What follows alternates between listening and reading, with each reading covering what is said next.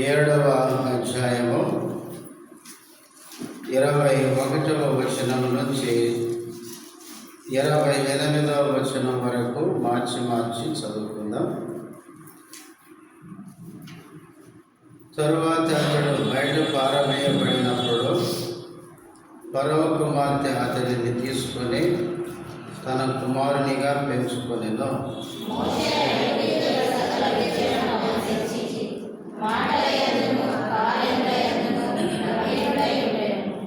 అతనికి 40 ఏళ్ళు వచ్చినప్పుడు ఇశ్రాయేలీయులైన తన సహోదరులను చూడవలెనన్న బుద్ధి పుట్టెను.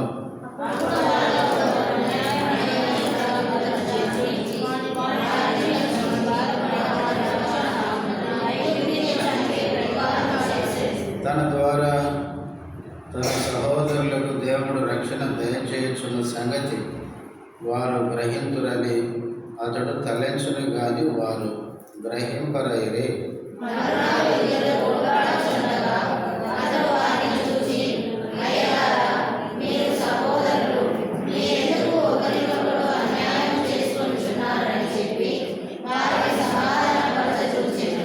అయినను తన పొరుగు వానికి అన్యాయం చేసిన వాడు మా మీద అధికారినిగాను తీర్పరినిగాను నిన్ను నియమించిన వాడెవడు?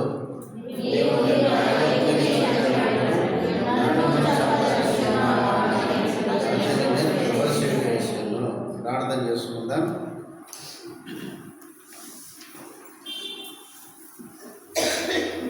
ప్రేమ కలిగిన మా తండ్రి, పరిశుద్ధుడమైన దేవ, యేసుక్రీస్తు నామములో వందనములు స్తోత్రాలు చెల్లిస్తుంటున్నాం. ఇంతవరకు పాటల్లో సహాయపడినందుకు స్తోత్రాలు. కొద్ది సమయం చదవబడిన వాక్య భాగంలో నుంచి నీ స్వరాన్ని వినాలని ఆశిస్తున్నా. నీ దాసుడు బలహీనుడు బలపరచుము. చేరవచ్చిన మా అందరికి అర్థమయ్యే రీతిగా నీ వాక్యాన్ని అందించుదని యేసుక్రీస్తు నామములో స్తుతించి ప్రార్థిస్తున్నాము తండ్రి, ఆమేన్.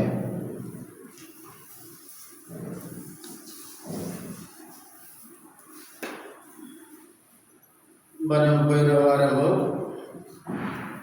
20వ వచనాన్ని మాత్రమే చదువుకొని అందులో నుంచి కొన్ని తలంపులు మనము జ్ఞాపకం చేసుకున్నాం.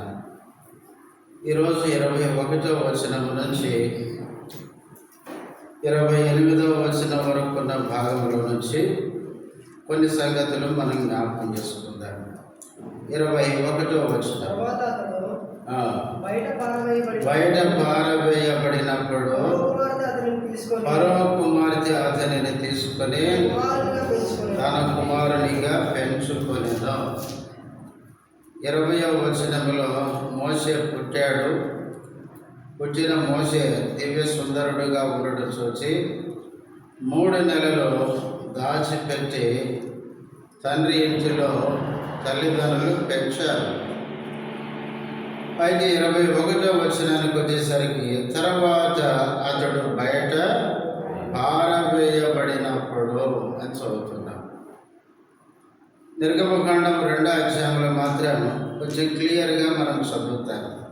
జమ్ము పెట్టె తయారు చేసి దానికి జిగటమన్ను కీలు పోసి జమ్ము పెట్టెలో పెట్టి ఆ నైలు నదిలో జమ్ములో ఉంచగా అని చదువుతాను. మోసే జమ్ము పెట్టెలో పెట్టబడి అక్కడ ఉంచబడ్డాడని చూస్తాం. కానీ ఇక్కడ స్టెఫెన్ ఏమని చెప్తున్నాడంటే అతడు బయట పారవేయబడినప్పుడు అని చెప్తున్నాడు. దేన్ని పారేస్తాం చెప్పండి? మనం ఒకదాన్ని పారేసామంటే దాని అర్థం ఏంటి? అది పనికిరాదు అని. ప్రియులారా, మోసే పారవేయబడ్డాడు. కానీ పారవేయబడిన మోసేలో దేవుడు ఎన్నుకొని ఏర్పాటు చేసుకొని దేవుని యొక్క మహిమ కోసం దేవుని సేవలు వాడుకున్నాడు. బైబిల్లో కొందరిని మనం చూస్తాం. వాళ్ళ జీవితాన్ని గమనించినప్పుడు వారు తృణీకరించబడ్డారు, త్రోసివేయబడ్డారు. ఒక మాటలో చెప్పుకోవాలంటే పారవేయబడ్డారని చెప్పుకోవాలి. పారవేయడం అనేది తృణీకరాన్ని చూపిస్తుంది. ఇలా బైబిల్లో కొంతమంది అలాంటి స్థితిలో ఉన్నవారిని దేవుడు ఎన్నుకున్నాడు. ఉదాహరణకి ఆదికాండానికి వస్తే 9వ అధ్యాయంలో లేయ మనకు కనపడుతుంది. యాకోబు రాహేలును ప్రేమించాడు, లేయనే ద్వేషించాడు. అయితే బైబిల్లో మనం ఏం చదువుతామంటే లేయ ద్వేషించబడడం యెహోవా చూచి. నిజంగా దేవుడు ఎంత ప్రేమ కలిగిన వాడో. లేయను యాకోబు ద్వేషిస్తే దేవుడు లేయ ద్వేషించబడడం చూసినాడు. చూసి లేయాకి వరుసగా 4 కుమారులు ఇచ్చినాడు దేవుడు. మొదటిగా రూబేను, రెండవదిగా సిమియోను, మూడవదిగా లేవి, నాలుగవదిగా యోదా. ప్రత్యక్ష గుడారం నిర్మించిన తర్వాత మందిరంలో సేవ చేయడానికి ఎవరిని అనుకున్నాడు దేవుడు? లేవి గోత్రాన్ని అనుకున్నాడు. ఇశ్రాయేలు ప్రజలు ఏలడానికి రాజుల్ని అనుకున్నాడు. ఏ గోత్రాన్ని? యోదా గోత్రాన్ని. ఈ 2 గోత్రాలు ఎవరి నుంచి వచ్చారు? లేయాలో నుంచి. ఏ లేయనైతే యాకోబు తృణీకరించాడో ఆ లేయని దేవుడు ప్రేమించాడు. ఆమెకి 4 కుమారులను వరుసగా ఇచ్చి దేవుని పని కొరకు లేవి గోత్రాన్ని, ఇశ్రాయేలు ప్రజలను ఏలడానికి యోదా గోత్రాన్ని ఎన్నుకున్నాడు. ఆ యోదా గోత్రంలో నుంచే ఎవరు వచ్చారంటే మళ్ళా రక్షించడానికి యేసుప్రభు వచ్చినాడు. కాబట్టి తృణీకరించబడిన లేయాని దేవుడు ఎన్నుకున్నాడు. అట్లాగే అదే ఆదికాండంలో యోసేపును చూస్తారు. యోసేపును 37వ అధ్యాయంలో సహోదరులు ఏం చేశారు? త్రోసేశారు.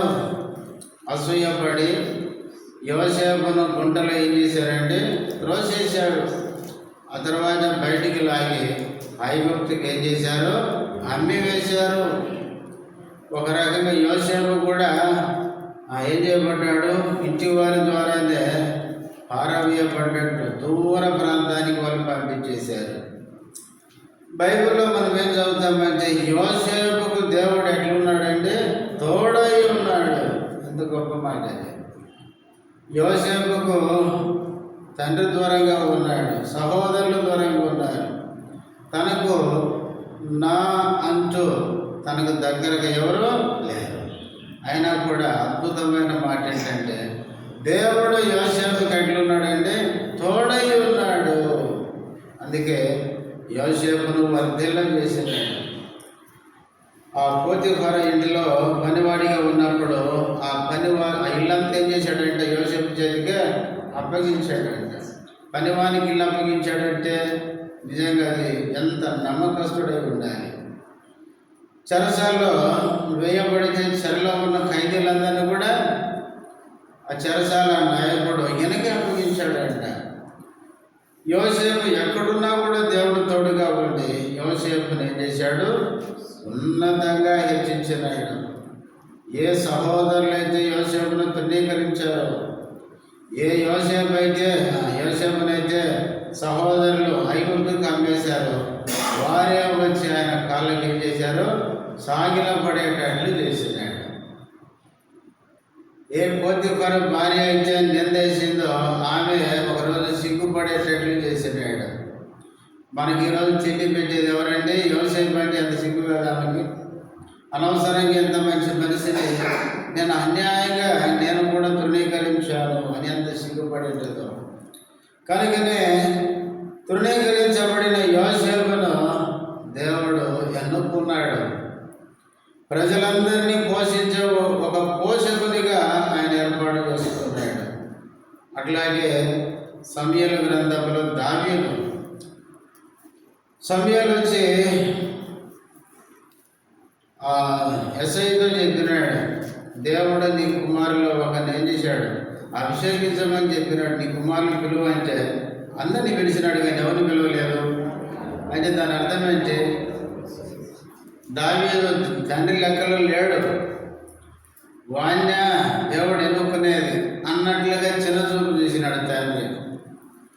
లైన్గా ఒక్కొక్కరు వచ్చిన తర్వాత ఇతన్ని కాదు నేను ఎన్నుకుంది, ఇతన్ని కాదని చెప్పేసరికి చివరికి ఇంకా నీకు కుమారులు ఉన్నారా అంటే అప్పుడు అన్నాడు కడసారి వాడు చివరి వాడు ఉన్నాడంటే వాని విలువ వచ్చేంతవరకు ఇక్కడే ఉందామని చెప్పి చివరికి దావీదుని పిలుచుకొని వచ్చినప్పుడు అప్పుడు దేవుడు అన్నాడు, నేను కోరుకున్నవాడు ఇతడే. ప్రియులారా, దావీదును తండ్రి కూడా చిన్నచూపు చూసినాడు. అట్లాంటి తునీకారంగా చూసిన దావీదులో దేవుడు ఎన్నుకున్నాడు. కనుకనే మొదటి సంగతి మనం ఏం గమనిస్తున్నామంటే బయట పారవేయబడిన మోసేని చూస్తున్నాం. మోసే బయట పారవేయబడ్డప్పటికీ ప్రేమ కలిగిన దేవుడు మోసేతో ఉండి మోసేను ఇశ్రాయేలు ప్రజలకి నాయకునిగా ఎన్నుకున్నాడు. తర్వాత 21వ వచనం 2వ లైన్లో ఫరో కుమార్తె అతనిని తీసుకొని తన కుమారునిగా పెంచుకొనెను. పారేయబడిన మోసేను ఎవరు పెంచుకున్నారంటే ఫరో కుమార్తె పెంచుకుంది. నిర్గమకాండం 2వ అధ్యాయంలో మనకు తెలుసు. ఫరో కుమార్తె అదే సమయానికి ఏటికి స్నానానికి వెళ్ళడం, తర్వాత జమ్మి పెట్టెను చూడడం, దానిని పంపించి తెప్పించుకోవడం, తెరిచి చూసి వాడు ఏడుస్తుంటే వీడు హెబ్రీయుల పిల్లలలో ఒకడని గుర్తించి చివరికి ఈమెకి పిల్లలు లేరు, అందుకనే వీడిని నేనేం చేస్తాను పెంచుకోవాలనుకుంది. ప్రియులారా, ఫరో కుమార్తె మోసేను పెంచుకుంది. ఒక రకంగా చెప్పాలంటే మోసేకి ఎంతమంది తల్లులండి? 2 తల్లులు. కన్న తల్లి ఒక ఆమె అయితే పెంచుకున్న తల్లి ఇంకొక ఆమె. కన్న తల్లి కంటే పెంచిన ఏమంటారు, పెంచిన ప్రేమ ఎక్కువని. కాబట్టి ఈమె మోసేను ఎంతో ప్రేమగా పెంచుకుంది, పెంచుకొనెను. చూడండి, నిర్గమకాండము 2వ అధ్యాయం 9వ వచనం. ఫరో కుమార్తె ఆమెతో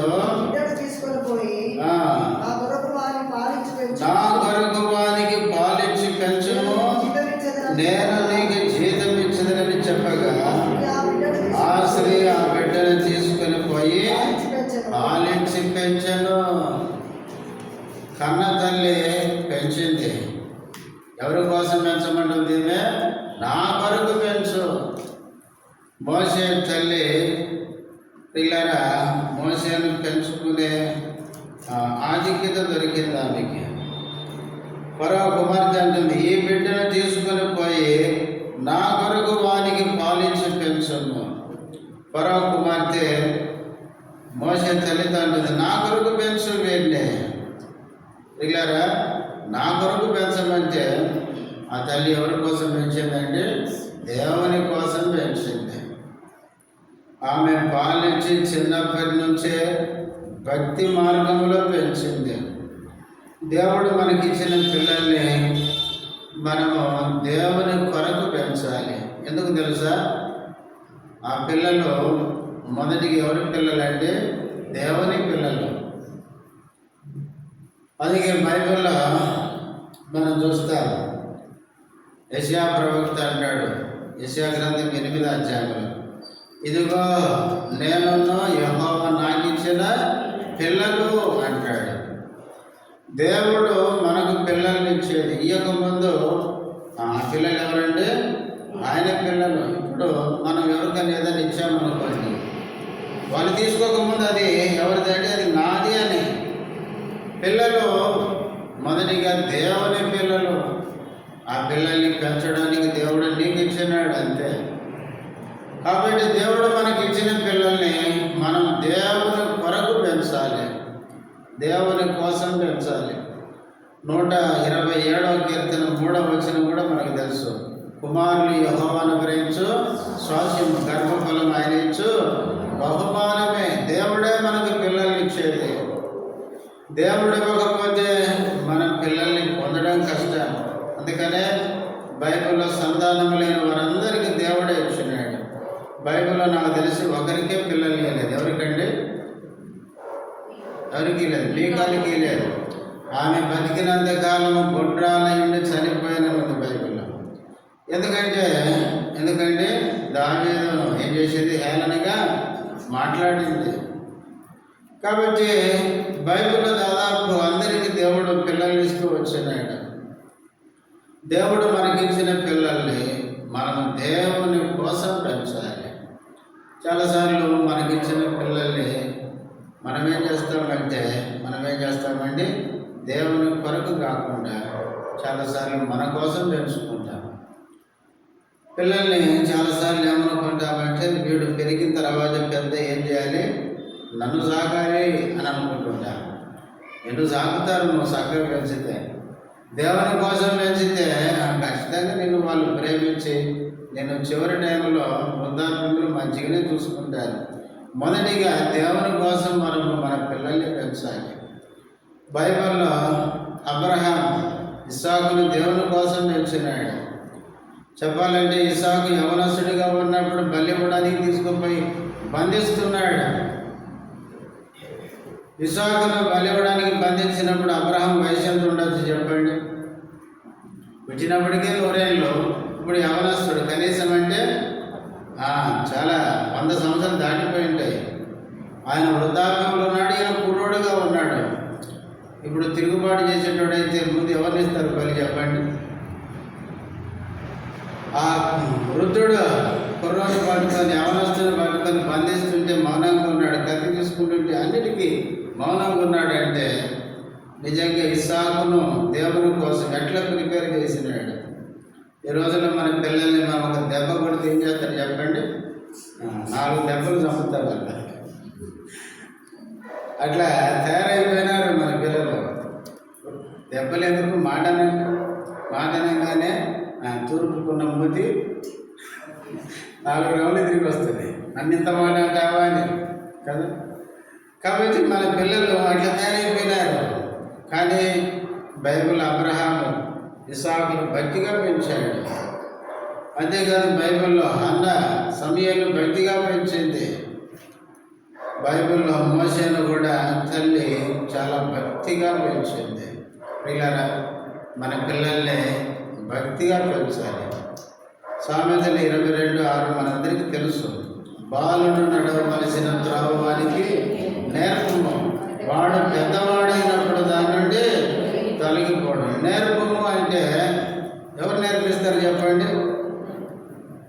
నేర్పించేది ఎవరు చెప్పండి? ఇప్పుడు నేను ఒకటి నా కొడుకు నేర్పాలంటే ముందు నేనేం చేయాలి? నేర్చుకుని ఉండాలి. ఒక వ్యక్తి నేర్చుకోకుండా నేర్పించడం అది సాధ్యం కాదు, గుర్తుపెట్టుకోండి.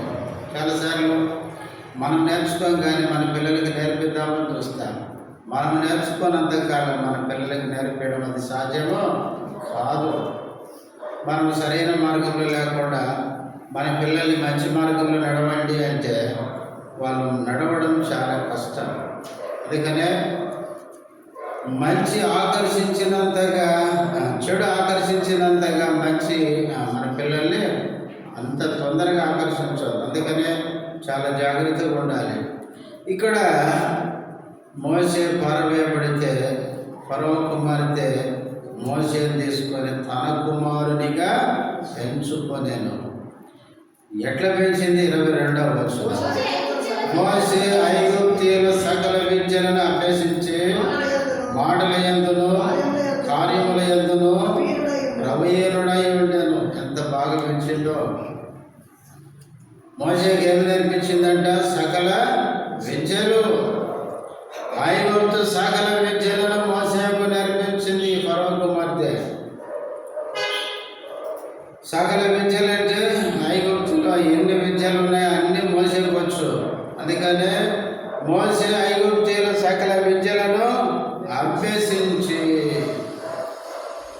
అభ్యాసం చేసుకున్నాడు, నేర్చుకున్నాడు. దేవుని పిల్లలు ఇంకా మనం కూడా కొన్ని నేర్చుకోవాలి. ఐగుప్తులోని కాదు కానీ ఆత్మీయంగా నేర్చుకోవాలి. ఏం నేర్చుకోవాలి చూడండి. 131వ కీర్తన 131వ కీర్తన మొదటి వచనం. యెహోవా నా హృదయము అహంకారము గలది కాదు, నా కన్నులు మీదు చూచున్నవి కావు. నాకు అందని వాటి అందైనను గొప్ప వాటి అందైనను నేను అభ్యాసము చేసుకునట్లేదు. దావీదు ఏమంటున్నాడండి దేవునితో? నాకు అందని వాటి అందైనను గొప్ప వాటి అందైనను ఏం చేయడం లేదు, అభ్యాసం చేసుకోవడం లేదు. నాకు అందనివి గొప్పవి నాకు కావాలి అని వాటి కోసం నేను ప్రయాసం పడడం లేదు, వాటిని అలవాటు చేసుకోవాలనుకోవడం లేదు. ప్రియులారా, మన జీవితంలో మనకు అందనివి గొప్ప వాటిని మనం అభ్యాసం చేసుకోవద్దు. వాటి వలన మనకే నష్టం. తర్వాత అపోస్తలుల కార్యములు 26వ అధ్యాయం. అపోస్తలుల కార్యములు 26వ అధ్యాయం 26వ అధ్యాయము 16వ వచనం. నేను నీకు కనపడకపోవు సంగతులను గూర్చియు నిన్ను పరిచారకునిగాను సాక్షిగాను నియమించుటకై కనబడి ఉన్నాను. నీవు లేచి నీ పాదములు మోపి నిలువుము. నేను ఈ ప్రజల వలనను అన్యజనుల వలనను హాని కలగకుండా నిన్ను కాపాడెదను. వారు చీకటిలో నుండి వెలుగులోనికి, సాతాను అధికారం నుండి దేవుని వైపునకు తిరిగి నా యందు విశ్వాసము చేత పాప క్షమాపణను పరిశుద్ధపరచబడిన వారిలో వాక్యము పొందినట్లు వారి కన్నులు తెరచుటకై నేను నిన్ను వారి యొద్దకు పంపేదనని చెప్పాను. ఒక మాట ఉంటుంది, రాజా నా మనస్సాక్షి నిర్దోషంగా ఉండినట్లు నేను అభ్యాసం. ఆ మాట ఎక్కడుంది చూడండి, 26వ అధ్యాయం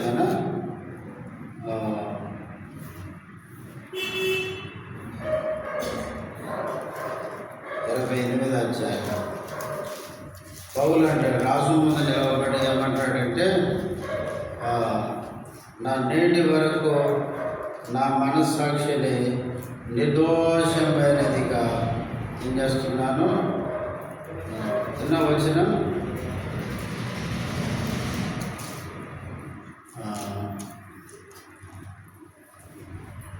పౌలు ఆ మాట చెప్తాడు, అభ్యాసం చేసుకొనుచున్నాను అనే మాట.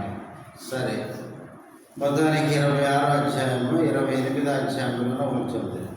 ఏమనంటే, నేను నా మనస్సాక్షిని నేటి వరకు ఏం చేసుకుంటూ వచ్చాను, నిర్దోషమైనదిగా ఉండునట్లు నేను ఏం చేశాను, అభ్యాసం. 24వ అధ్యాయం చూడండి, 24వ అధ్యాయం అపోస్తలుల కార్యములు 24:16. ఈ విధమున నేనును దేవుని ఎడలను మనుషుల ఎడలను ఎల్లప్పుడూ నా మనస్సాక్షి నిర్దోషమైనదిగా ఉండునట్లు. ఎంత మంచి మాట కదా. మనస్సాక్షి నిర్దోషమైనదిగా ఉండునట్లు అభ్యాసం అలవాటు చేసుకున్నాడు. మన మనస్సాక్షి కూడా ఎల్లప్పుడూ ఎట్లా ఉండాలంటే నిర్దోషంగా ఉండాలి. మనస్సాక్షి పని ఏంటో తెలుసా? మనం తప్పు చేసిన వెంటనే ఏమంటది, నువ్వు తప్పు చేసేవాళ్ళది. మీరు గమనించారో లేదో, తప్పు చేసిన తర్వాత మనిషి బాధపడుతుంటాడు. ఎందుకు ఈ తప్పు నేను ఎందుకు చేశాను, ఎందుకు అనుకుంటున్నా ఆలోచన ఎందుకు వచ్చింది అంటే, మనస్సాక్షి లోపల నీకేం చేస్తుంది, నువ్వు చేసిన తప్పు నీకు గుర్తు చేస్తుంది, నేను చేసింది తప్పు అని. చూడండి, రోమాపత్రిక ఈ మాట పౌలు చెప్తాడు. రోమీయులకు రాసిన పత్రిక 2వ అధ్యాయం 15వ వచనం. అట్టివారి మనస్సాక్షి కూడా ఏమని సాక్ష్యం ఇస్తుందంట? 2వ లైన్, వారి తలంపులు ఒకదాని మీద ఒకటి తప్పు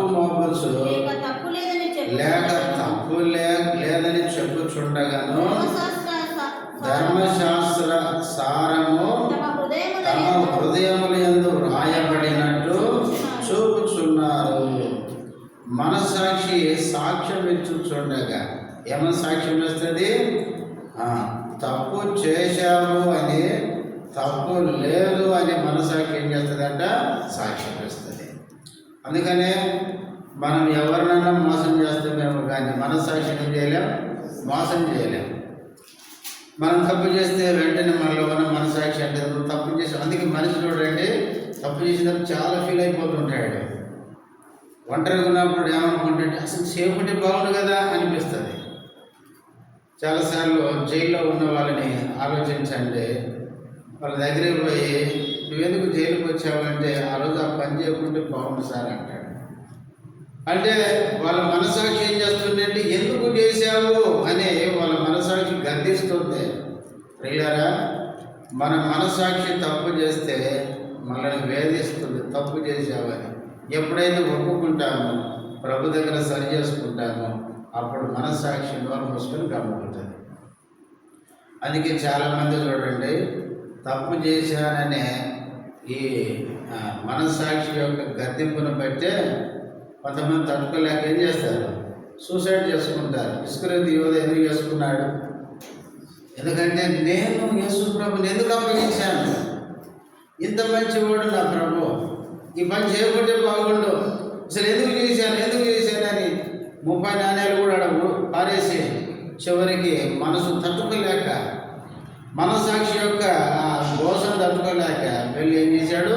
ఉరిపెట్టుకున్నాడు. కాబట్టి ప్రియులారా, మన మనస్సాక్షిని మనం నిర్దోషమైనదిగా ఉంటున్నట్లు మనము అభ్యాసం చేసుకోవాలి. అంటే మనస్సాక్షి ఎప్పుడు నిర్దోషంగా ఉంటుందంటే మనం ఏ తప్పు చేయకపోతే నీ మనస్సాక్షి నిన్నేమన్నా, ఎవరైనా నీ మీద నిందేసినా కూడా మీ మనసు చెప్తే నువ్వు ఏం టెన్షన్ పడకు, నువ్వు చేయలేదు కదా, డోంట్ కేర్ అని చెప్తుంది. కాబట్టి తప్పు చేసామనుకోండి మనస్సాక్షి మనం గర్దిస్తుంది, ఈ తప్పు నువ్వు ఎందుకు చేసావు అని. కాబట్టి ప్రియులారా, పౌలు రాజు ముందు నిలబడి అంటున్నాడు, నేటి వరకు నా మనస్సాక్షిని నిర్దోషమైనదిగా ఉన్నట్లు నేను అభ్యాసము చేసుకున్నాను. హెబ్రీయులకు రాసిన పత్రిక 12వ అధ్యాయం. హెబ్రీయులకు రాసిన పత్రిక 12వ అధ్యాయము 11వ వచనం. మరియు ప్రస్తుతమందు సమస్త శిక్షయు దుఃఖకరముగా కనబడనే కానీ సంతోషకరముగా కనబడదు. అయినను దాని యందు అభ్యాసము కలిగిన వారికి అది నీతియను సమాధానకరమైన ఫలమిచ్చును. దాని యందు అభ్యాసము కలిగిన వారికి, దేని యందు అంటే 10వ వచనములు అంటాడు, వారు కొన్ని దినములు మట్టుకు తమకిష్టం వచ్చినట్టు మనను శిక్షించరు కానీ మనము తన పరిశుద్ధతలో పాలు పొందవాలని మన మేలు కొరకు ఆయన శిక్షించుచున్నాడు. దేవుడు మనల్ని శిక్షించేటప్పుడు మన మేలు కోసమే శిక్షిస్తాడు. ఆ శిక్ష మనం ఏం చేసుకోవాలి? అభ్యాసం చేసుకోవాలి. దేవుడు మనల్ని శిక్షించినప్పుడు ప్రభువా ఎందుకు శిక్షిస్తున్నావు అనద్దు, అది మన మేలు కోసమే ఆయన శిక్ష పెడతాడు. పౌలు శరీరంలో ఏం పెట్టాడంటే ముళ్ళు పెట్టాడు. ఏమని ప్రార్థించాడు? ముమ్మారు ఈ ముళ్ళు తీసివేయి, తొలగించని ప్రార్థన చేసినాడు. దేవుడు ఏమని జవాబించాడు? ముళ్ళు తీసేయను కానీ ముళ్ళు గుచ్చుకుంటే కలిగే నొప్పి ఓర్చుకోవడానికి నా కృప నీకు ఇస్తా అన్నాడు. నా కృప నీకు చాలును అన్నాడు. అయితే పౌలు ఆ కృపను బట్టి ఆ బలహీనతలు సంతోషించినాడు. కాబట్టి దేవుడు మనల్ని శిక్షించేటప్పుడు ఆ శిక్షను మనం అభ్యాసం చేసుకోవాలి. ప్రభు మనల్ని శిక్షించేటప్పుడు ఆ శ్రమ, ఆ శిక్ష మనం ఓర్చుకోవడానికి అలవాటు చేసుకోవాలి.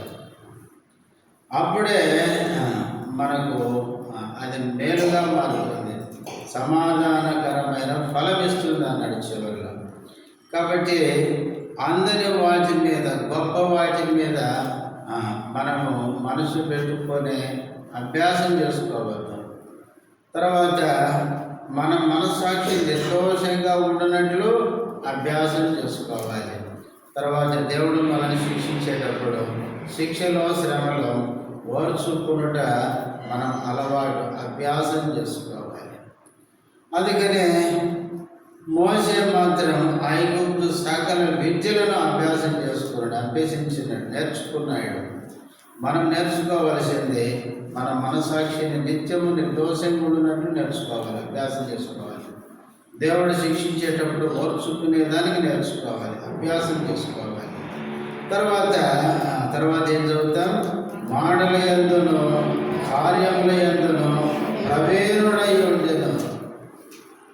మోసే ఎవరంట? మాటల్లో కార్యాల్లో ఎవరంటేనా ప్రవీణుడు. బైబిల్లో దావీదుని గురించి చదువుతాం. దావీదు దేంట్లో ప్రవీణుడు చెప్పండి? యుద్ధం చేయడంలో ఎవరైనా ప్రవీణుడు. చూడండి, సమూయేలు 2వ గ్రంథం, సమూయేలు 2వ గ్రంథము 17వ అధ్యాయం. సమూయేలు 2వ గ్రంథం 17వ అధ్యాయం 18వ వచనం.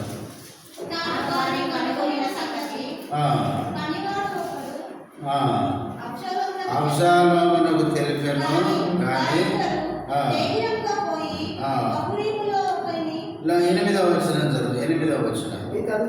నీ తండ్రియో అతని పక్షమునున్న వారును మహాబలాఢ్యులనియో అడవిలో పిల్లలను పోగొట్టుకొని ఎలుగు బండ్లు వంటి వారై రేగిన మనసుతో ఉన్నారనియో నీకు తెలియదు. మరియు నీ తండ్రి యుద్ధమునందు ప్రవీణుడు, అతడు జనులతో కూడా బస చేయడు. ఇక్కడ అబ్షాలోముతో చెప్తున్నాడు హూషై అనే వ్యక్తి, నీ తండ్రి మామూలు వ్యక్తి కాదు, యుద్ధమునందు ఎవరైనా ప్రవీణుడు. ప్రియులారా, దావీదు యుద్ధంలో ప్రవీణుడు. అందుకే దావీదు యుద్ధానికి వెళ్ళినట్లయితే ఖచ్చితంగా దాదాపు ఏముందుతాడంటే విజయం. ఈ ప్రవీణత ఎక్కడొచ్చింది ఆయనకి? 18వ కీర్తనలో దావీదు చెప్తాడు ఏమని? నా ఏళ్ళకి యుద్ధము నేర్పువాడు ఆయనే. చూడండి, 18వ కీర్తన 18వ కీర్తన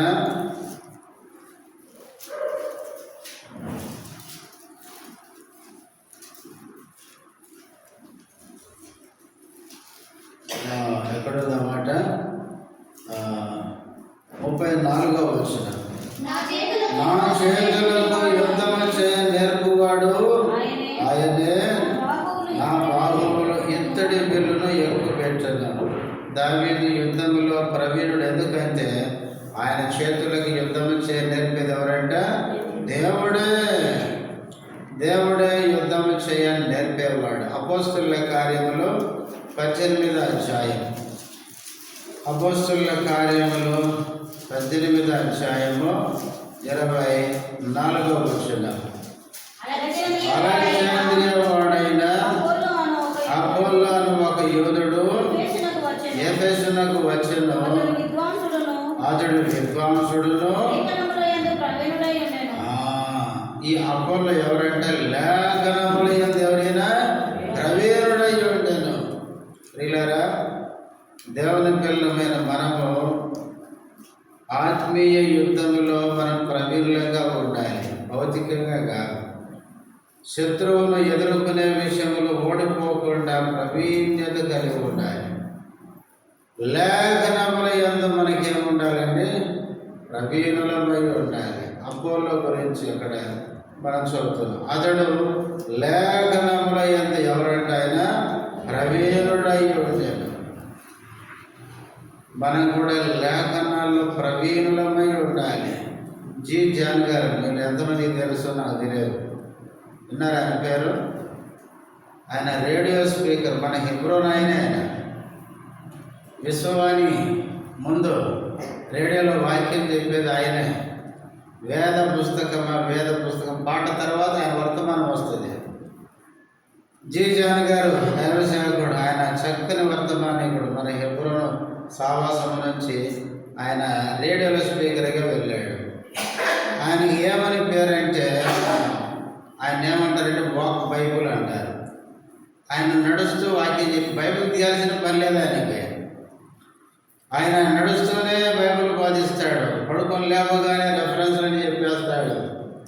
ఆయన వాక్యం చెప్పేటప్పుడు వచనం ఒక్కటి చదువుతాడు అంతే, మిగతా వచనాలన్నీ నోటితోనే చెప్పేస్తాడు అంతే. రెఫరెన్స్ చెప్తాడు, మనకు తీయకముందే నోటితో చెప్పేస్తాడు అంతే. అంత బైబిల్ని ఆయన ఏం చేశాడు, అంత నేర్చుకున్నాడు. అందుకే అమెరికాలో ఆయనకి వాక్ బైబుల్ అని పేరు పెట్టారు. కాబట్టి ప్రియులారా, మనము లేఖనాల్లో మనం ఏం కావాలండి, ప్రవీణులం కావాలి. మనము 17వ అధ్యాయం అపోస్తుల కార్యాలు కూడా చదువుతాం. చూడండి, అపోస్తుల కార్యములు 17వ అధ్యాయం 17వ అధ్యాయము 11వ వచనం. వీరు తెస్సలోనికలో ఉన్న వారి కంటే ధనులయుండిరి గనక ఆసక్తితో వాక్యమును అంగీకరించి పౌలును శీలాయు చెప్పిన సంగతులు అలా ఉన్నవో లేవో అని ప్రతి దినమును లేఖనములు పరిశోధించుచు వచ్చేది. తెస్సలోనికలో ఉన్న వారి కంటే బెరయా సంఘస్థులు ఎవరంట, ఘనులై ఉంటారు.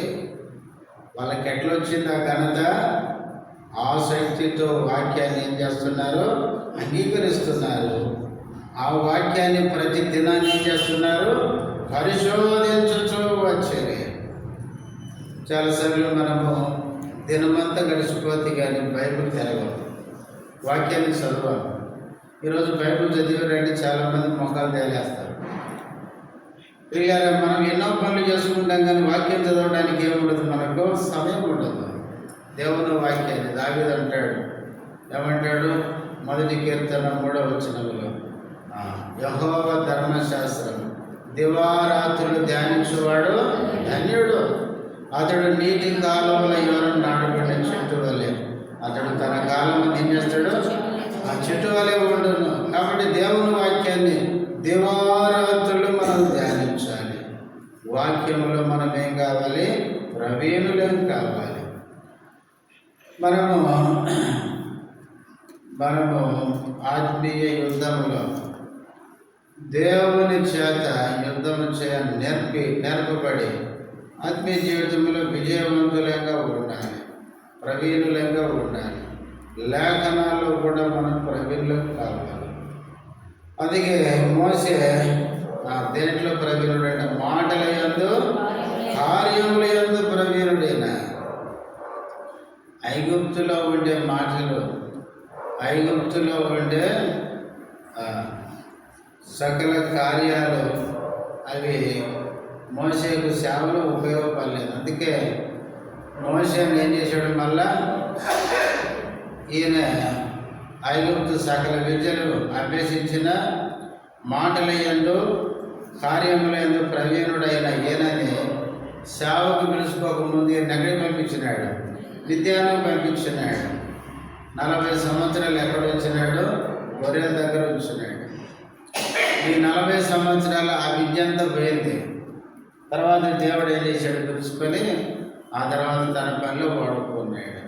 లోక సంబంధమైన ప్రావీణ్యత దేవుని దగ్గర పనిచేయదు. అందుకే పౌలు కొరింథీయులకు రాస్తా అన్నాడు, ఈ లోక జ్ఞానము దేవుని దృష్టిలో వెరితనం అన్నాడు. కొంతమందికి లోకరీతికి ఎంత ఉంటుందంటే మహాజ్ఞానం ఉంటుంది కదా.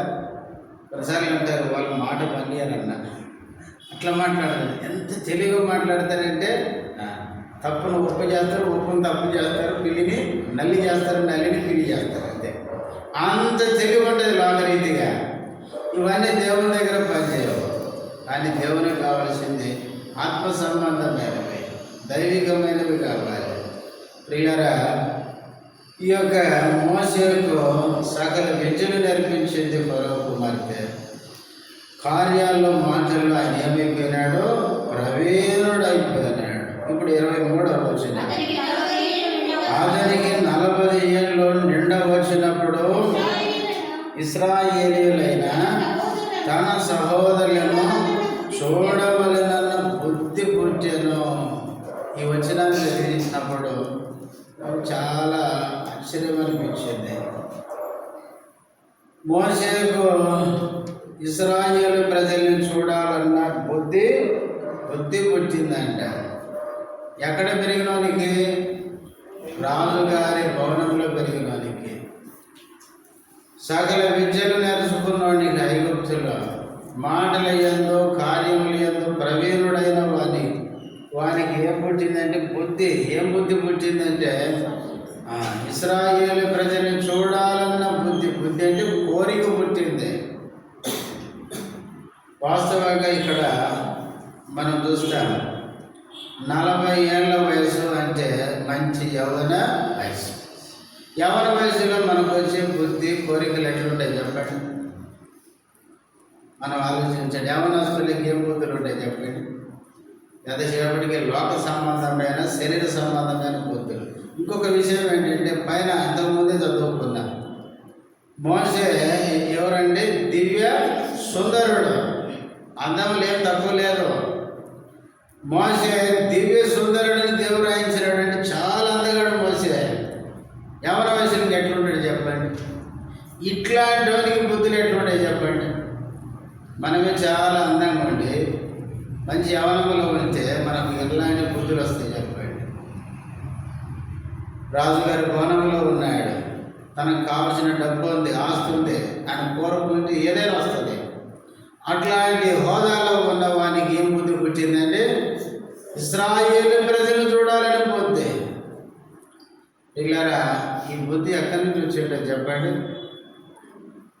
చిన్నప్పటి నుంచి తల్లి వేసిన పునాది అది. మోషే తల్లి చిన్నప్పటి నుంచే ప్రియులారా మోషే ఫరో కుమార్తె కుమారుడుగా రాజభవనంలో పెంచబడినప్పటికీ మోషేకి చిన్నప్పటి నుంచి తల్లి ఏం చేసింది? పాలతో పాటు దేవుని మాటలు చెప్పింది. మోషే ఫరో కుమార్తె కుమారుడిగా రాజభవనంలో సుఖ భోగాలు పెంచబడ్డాడు. అన్ని నేర్చుకున్నాడు, అన్ని అభ్యసించాడు.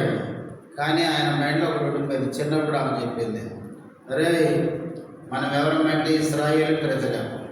మన ప్రజలు ఎక్కడున్నారు? ఐగుప్తులో నలిగిపోతున్నారు, బానిస బతుకులు బతుకుతున్నారు. నువ్వు పెద్దవాడమైన తర్వాత నువ్వేం చేయాలి? వారిని ఐగుప్తు నుంచి విడిపించాలి. అదే నీ పట్ల దేవుని ఉద్దేశం. చిన్నప్పుడే తల్లి మోసే మైండ్లో ఒక విత్తనం వేసేసింది. అందుకనే పెద్దవాడైన తర్వాత ఆ విత్తనమే ఇప్పుడు ఏమైందంటే ఆయన ఆ బుద్ధి పుట్టించింది. లేకపోతే మోషే పెద్దవాడైనప్పుడు ఇశ్రాయేలు ప్రజలు చూడాలని ఎందుకు బుద్ధి పుడుతుంది? అందుకే బుద్ధి పుట్టిన తర్వాత ఆయన ఎక్కడికి పోయినాడు? ఇశ్రాయేలు ప్రజల దగ్గరకు వచ్చాడు అండి. చూడండి తర్వాత వచ్చిన అప్పుడు వారిలో ఒకడు అన్యాయం అనుభవించుడు చూచి వారిని రక్షించి బాధపడిన వారి పక్షమున ఐగుప్తుని చంపి ప్రతీకారము చేసెను.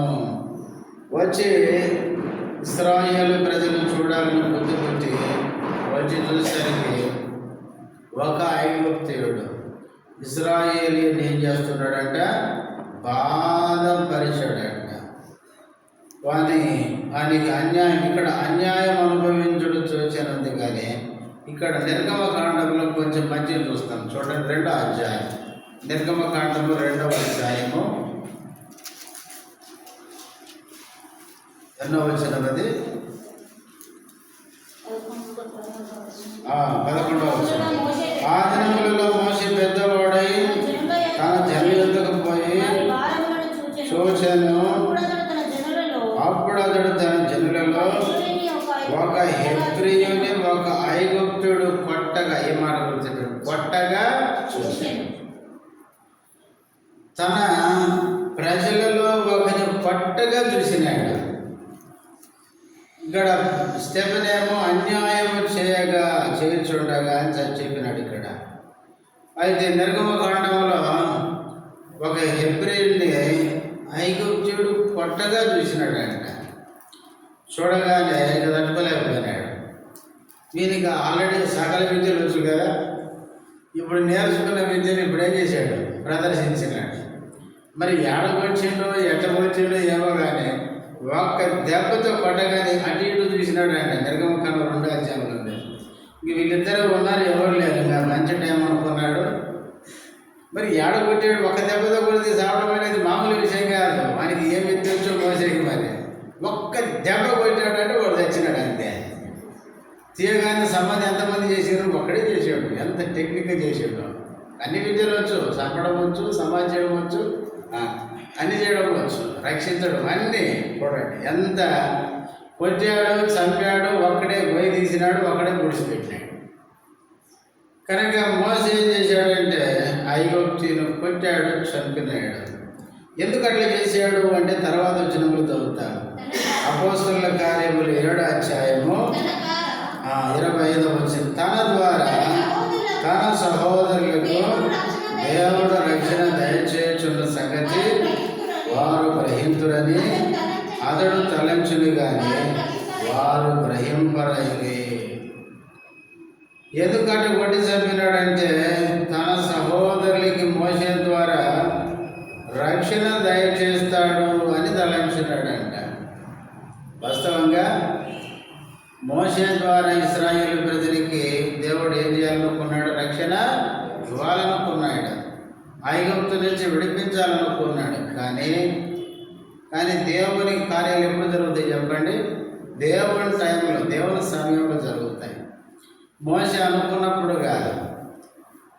మోసే ఇశ్రాయేలు ప్రజలు విడిపించడం నా ద్వారా దేవుని చిత్తమని గ్రహించినప్పుడు మోసే ఏం చేయాలంటే దేవునికి ప్రార్థించు ఉండాలి. కానీ మోసే తొందరపడి ఐగుప్తుని కొట్టి నా ద్వారా ఇశ్రాయేలు ప్రజలు రక్షిస్తాడు అని తలంచినాడంట. కానీ మోసే ద్వారా ఇశ్రాయేలు ప్రజలు విడిపించడం దేవుని చిత్తమే. కానీ అది ఎప్పుడు జరుగుతుంది అంటే దేవుని సమయంలో దేవుడు జరిగిస్తాడు. బైబిల్లో అబ్రహాముకు కుమారుని ఇస్తా అన్నాడు. ఎప్పుడు ఇచ్చినాడు, 100 ఏళ్ళకి. 21వ అధ్యాయంలో దేవుడు తానిచ్చిన మాట చొప్పున తాను చెప్పిన ఆ మాట ఉంటుంది, మంచి మాట చూడండి. అక్కడ 21 మొదటి వచనం, ఆది కాండము. చెప్పిన ప్రకారము మాట చొప్పున చేసెను. ఎట్లనగా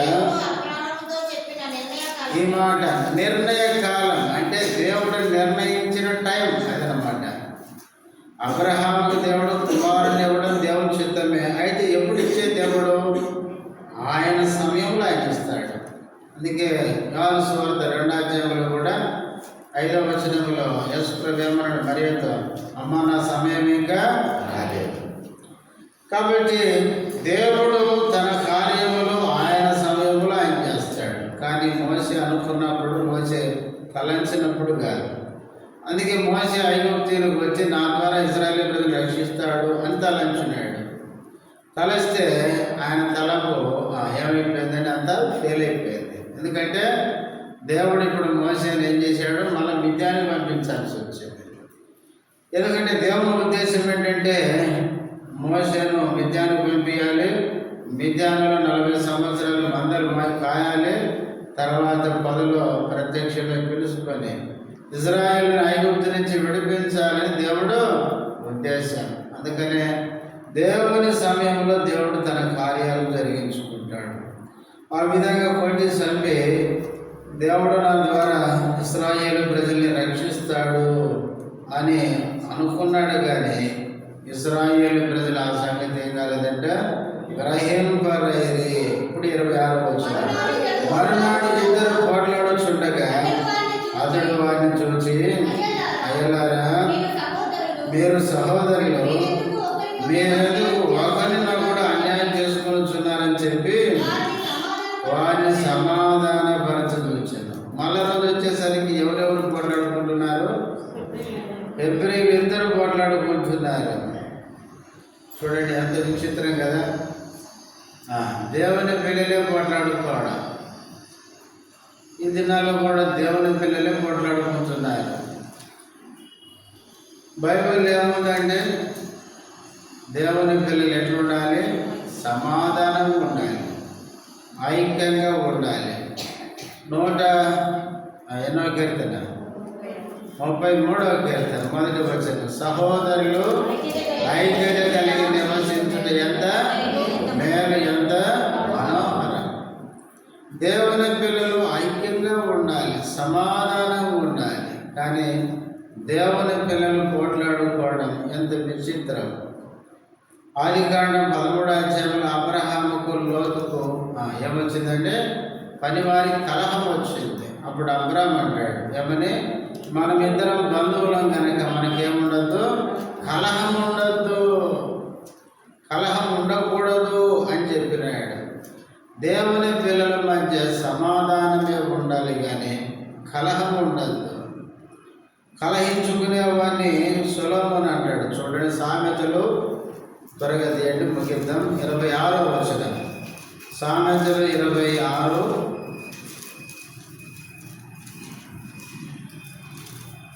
సామెతలు 26వ అధ్యాయము ఎన్నో వచనం?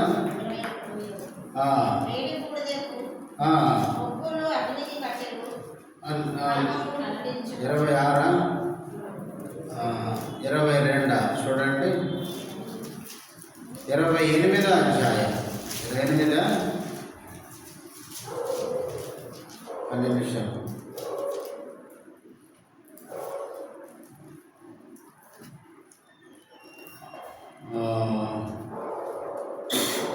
ఇరవై అధ్యాయం 3వ వచనం, కలహమునకు దూరముగా నుండుట నరులకు ఘనత, మూర్ఖుడైన ప్రతి వాడును. అంటే పోరును కోరుకునేవాడు ఎవరండి? ఎవరు చెప్పండి? మూర్ఖుడు. ఎప్పుడు పోట్లాడుకునే వాళ్ళని బైబిల్ ఏం చెప్తుందంటే వాళ్ళు మూర్ఖులు. ఈ దినాలు ఏమైపోయిందంటే సంఘాలు మూర్ఖులు ఎక్కువైపోయారు. మూర్ఖులు అంటే అర్థం ఏంటి చెప్పండి? వీడు మూర్ఖుడు రాని ఎవరినంట, ఎంత చెప్పినా, ఎవరు చెప్పినా, దేవుడు చెప్పినా వినరు వాళ్ళు. దేవుడు చెప్తే వినేటట్లయితే ఇంక బాగుపడతాం కదా, వినే పరిస్థితి లేదు. ఈ దినాలు ఏమైపోయినారంటే మూర్ఖులు తయారైపోయినారు. మనుషులు చెప్తే వినరు, దేవుడు చెప్పినా వినరు. ఈ మూర్ఖులకి అందుకే బైబిల్లో మూర్ఖులకి ఏం కావాలి? బెత్తమే కావాలి, అప్పుడే వాళ్ళు చక్కగా అవుతారు. కాబట్టి కోరుకునేవాడు, పోట్లాడేవాడు మూర్ఖుడు. ఇలా కలహపడకుండా, కలహానికి దూరంగా ఉండడం మనకు ఘనత. అందుకే దేవుని పిల్లలమైన మనకు సమాధానంగా ఉండాలి. ఇద్దరు హెబ్రీలు పోట్లాడుచుండగా ఈయన అన్నాడు, అయ్యలారా మీరెవరు? సహోదరులు. దేవుని పిల్లలు ఎవరంటే సహోదరులు, ఒక తండ్రి పిల్లలు. అందుకే మీరు ఎందుకు ఒకరికొకరు అన్యాయం చేస్తున్నారు అని వాళ్ళని ఏం చేయాలనుకున్నాడంట? సమాధానపరచు చూశాడంట. బైబిల్ అన్నాడు, సమాధానపరచువారు ధన్యులు, వారు దేవుని కుమారులనబడుదురు. కాబట్టి దేవుని పిల్లల మధ్య సమాధానం ఉండాలి. తర్వాత 27వ వచనం, ఆయనను తన పొరుగువానికి అన్యాయం చేసిన వాడు మా మీద అధికారిని గాను తీర్పని గాను నిన్ను నియమించిన వాడెవడు?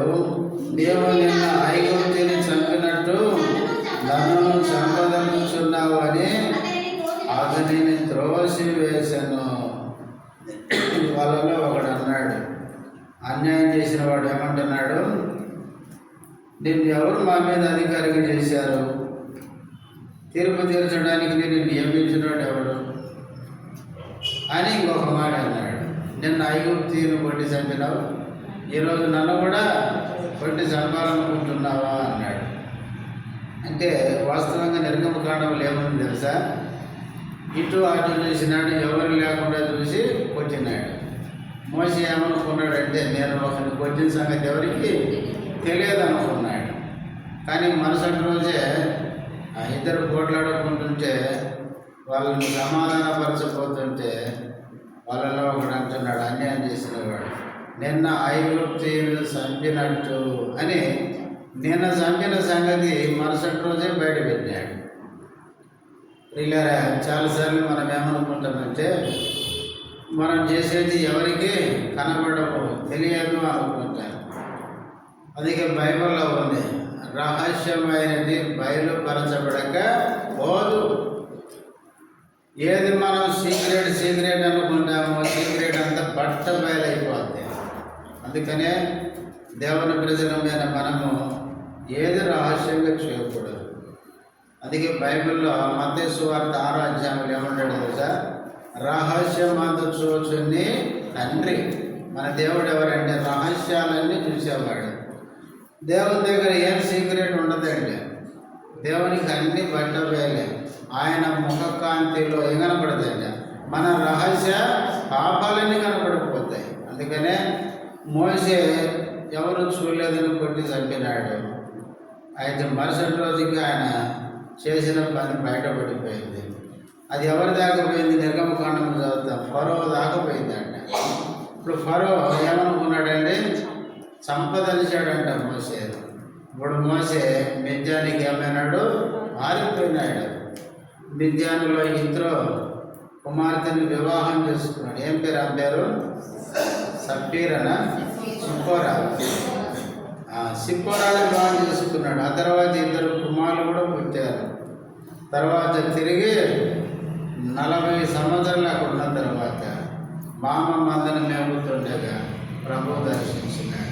ఇలారా మోసే జీవితం మనకు ఒక పాఠం. మోసే పారవేయబడ్డాడు. పారవేయబడిన మోసేను దేవుడు ఎన్నుకున్నాడు. లోకంలో మనం ఎంత తృణీకరించబడిన వారమైనా దేవుడు మనల్ని ప్రేమించి ఎన్నుకొని దేవుని మహిమ కోసం వాడుకునేవాడు. ఫరో కుమార్తె మోసేను పెంచుకుంది, కానీ మోసే తల్లి తనను దేవుని కోసం పెంచింది. దేవుడు మనకిచ్చిన పిల్లల్ని మనం దేవుని కోసం పెంచాలి. ఫరో కుమార్తె ఐగుప్తులో గొప్పవాడు కావాలని, ఫరో తర్వాత సింహాసనం ఎక్కాలని సకల విద్యలు నేర్పించి ప్రవీణ్యం చేస్తే చివరికి ఆయనకు ఏ బుద్ధి పుట్టింది? తన ప్రజలను చూడాలని బుద్ధి పుట్టింది. ఇలా ఆ బుద్ధి రావడానికి కారణం మోసే తల్లి ఆయన వేసిన పునాది. కాబట్టి మనం చిన్నప్పటి నుంచి భక్తిగా పెంచితే పెద్ద అయిన తర్వాత దాంట్లో స్థిరంగా ఉంటారు. మోసే పెద్దవాడైన తర్వాత దేవుడు ప్రజల క్షేమం గురించి ఆలోచిస్తున్నాడు. మనం కూడా పిల్లల్ని మంచిగా పెంచితే యవన కాలం ముందు వాళ్ళు బలవంతుని చేతులు బాణాలాగా తయారవుతారు. తర్వాత ఈయన పెళ్లి చూసినాడు, ఐగుప్తీయుని కొట్టి చంపినాడు. పిల్లరా, నరహత్య అనేది తన సొంత ఆలోచనతో ఆయన చేసిన పని. ఇశ్రాయేలు ప్రజల్ని రక్షించడంలో భాగంగా దేవుడు నా ద్వారా ఆ ఇశ్రాయేలులను రక్షించుచున్నాడని తలంచి ఐగుప్తీయుని కొట్టి చంపినాడు.